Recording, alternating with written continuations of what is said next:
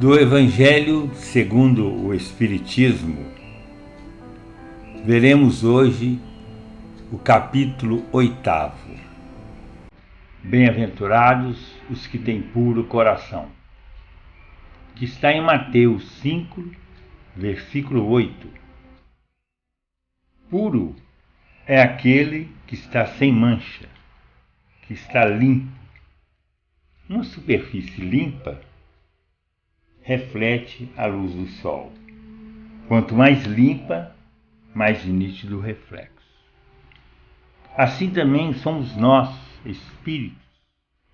Quanto mais puros, mais refletiremos a luz do Pai.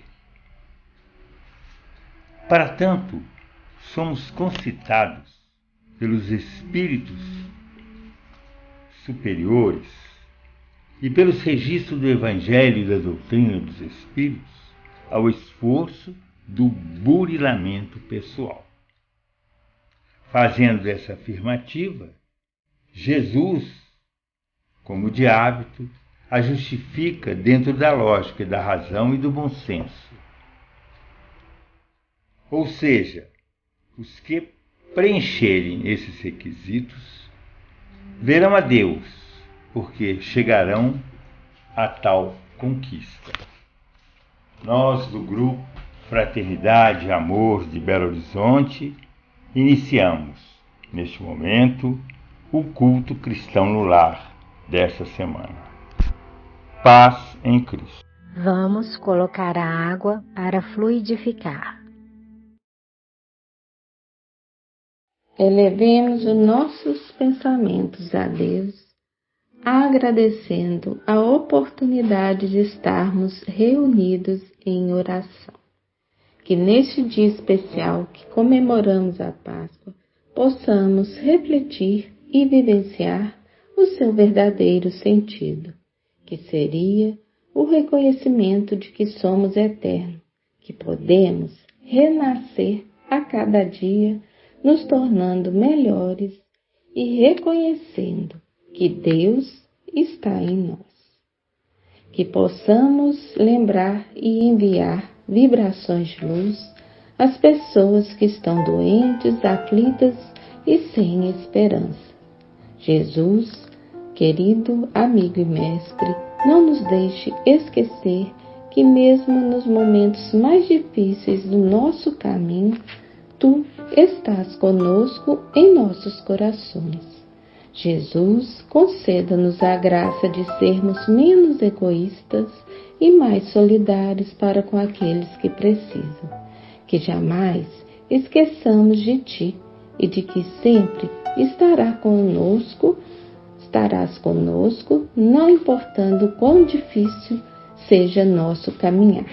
Obrigada, Senhor, pelo muito que temos, por nossa vida e por nossas almas imortais. Que a paz esteja em nossos corações. Respire profundamente e relaxe. Feche os olhos. Não pensa em nada. Siga somente o meu comando.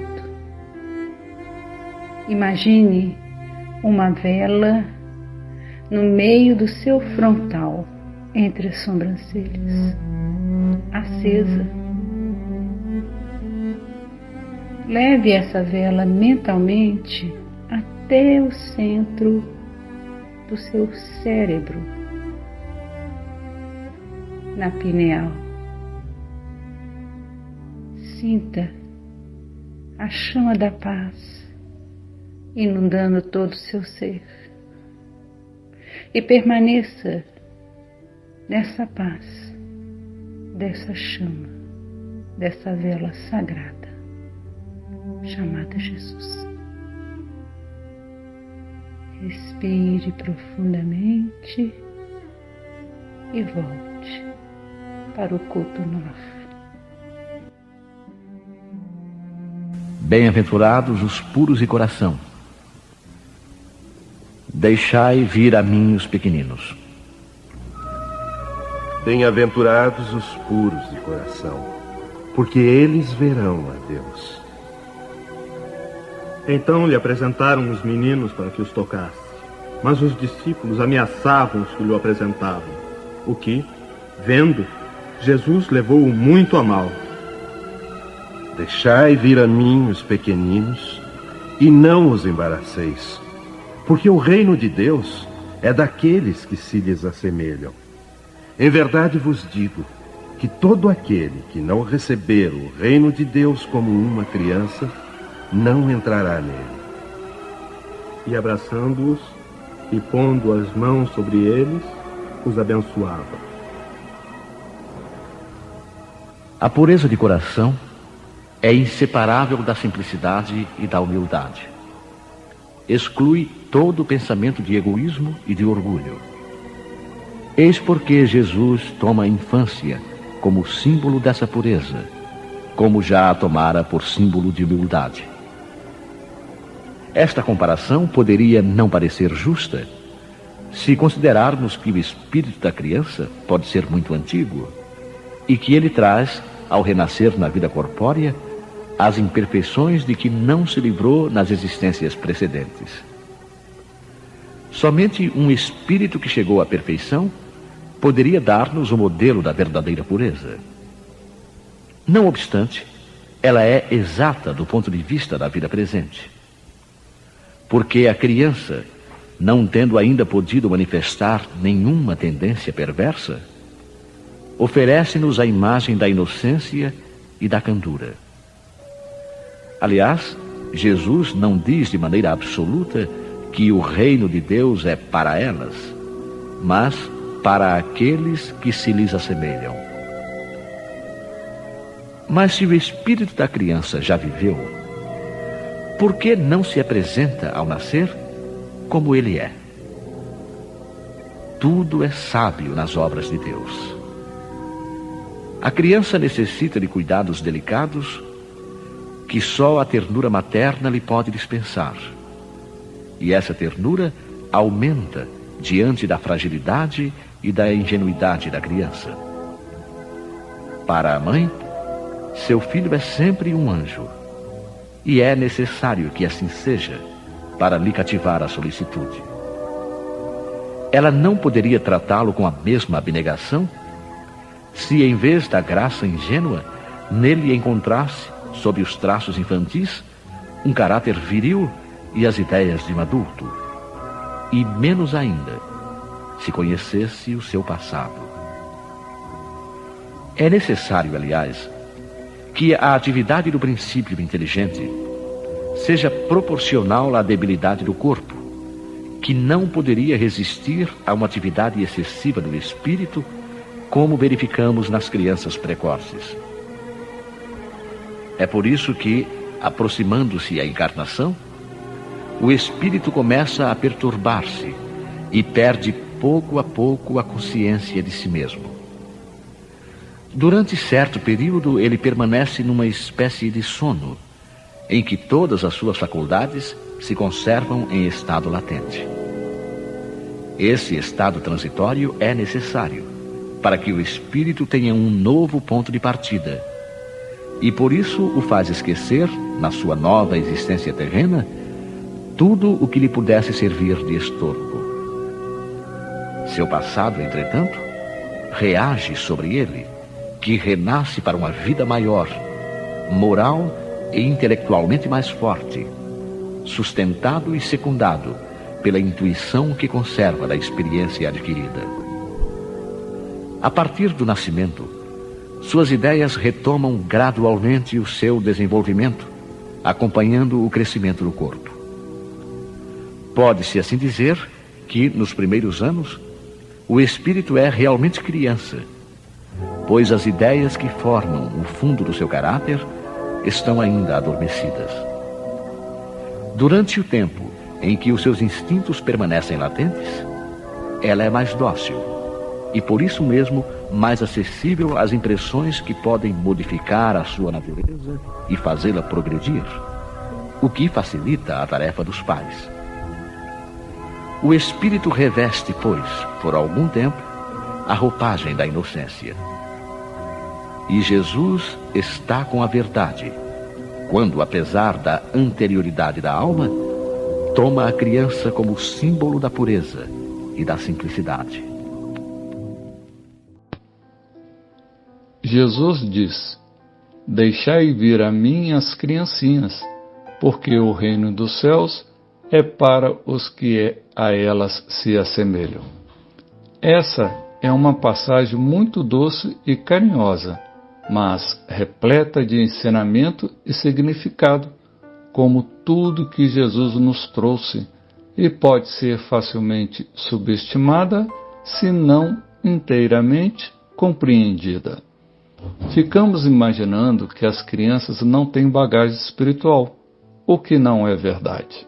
Entretanto, a perfeição das leis naturais permite que tenhamos os primeiros anos da nossa encarnação revestidos de singeleza e inocência para nos auxiliar com o fortalecimento dos vínculos afetivos e com os cuidados necessários na educação da criança para o seu crescimento moral. Quando Jesus toma a infância como exemplo da pureza mais importante, a pureza de coração, ele não só está se referindo à simplicidade e à humildade características desta fase, como também chama a atenção para o despropósito dos rituais de purificação da época, que eram mais voltados para fora do que para dentro, e do conceito de impureza contagiosa, que muito prejudicava a prática da caridade e do amor ao próximo. Em Mateus, no capítulo 5 das Bem-aventuranças, Jesus diz: felizes são aqueles que têm puro coração, porque verão a Deus. A pureza de coração está diretamente ligado à nossa desmaterialização e ao nosso aperfeiçoamento moral. Porque então é justamente a infância que tem tanto a nos ensinar sobre o crescimento? Temos que parar um pouco para refletirmos sobre a essência das crianças, sobre o que tem valor para elas e como elas se posicionam diante das outras pessoas e da natureza. Observaremos sorrisos sinceros de felicidade pelas coisas mais simples, o valor real que é dado à companhia dos entes queridos, o afeto, a amizade e a empatia incondicionais e, muito importante, a confiança que elas dispõem naqueles que os amam. Precisamos ouvir mais a Jesus e não desperdiçar tantos ensinamentos valiosos para o nosso aprimoramento. Ter simplicidade e pureza de coração não significa não ter maturidade. As duas coisas podem e devem caminhar juntas. Oportunidades nos são dadas todos os dias para exercitar esses valores e os exemplos estão onde menos esperamos. Que possamos, então, praticar mais o sorriso, a amizade verdadeira, o encanto com a natureza e a confiança no amor divino. Agradecemos a oportunidade do encontro de hoje. A todos os pedidos de oração, agradecemos. Tende misericórdia, Senhor. Que todos sejam abençoados e livres na Tua palavra, no Teu amor, na Tua luz. Que a nossa semana seja santa. Que possamos renovar o nosso coração, a nossa mente, na presença de Jesus e de Nossa Senhora. Assim seja.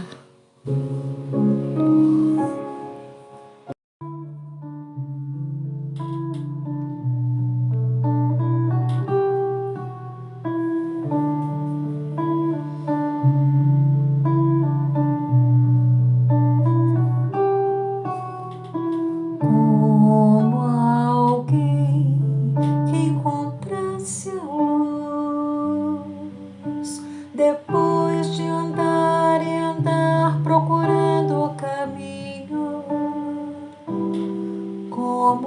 alguém que enfim já pudesse ouvir respostas que trazem consolo e sentido ao destino.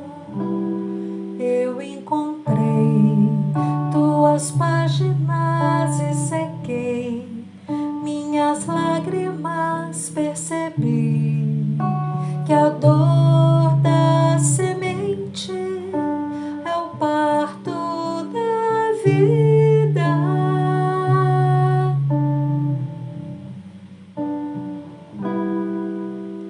Como alguém que já quer seguir os passos do Mestre com fé e razão conscientes,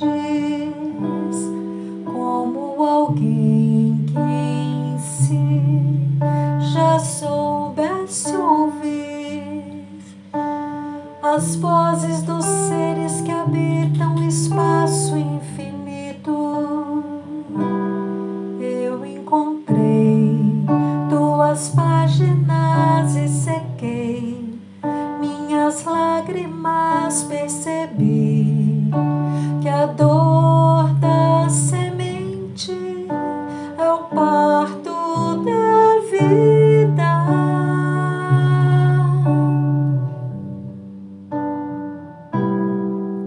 Minha dor me trouxe aqui pra entender a flor que brota em mim.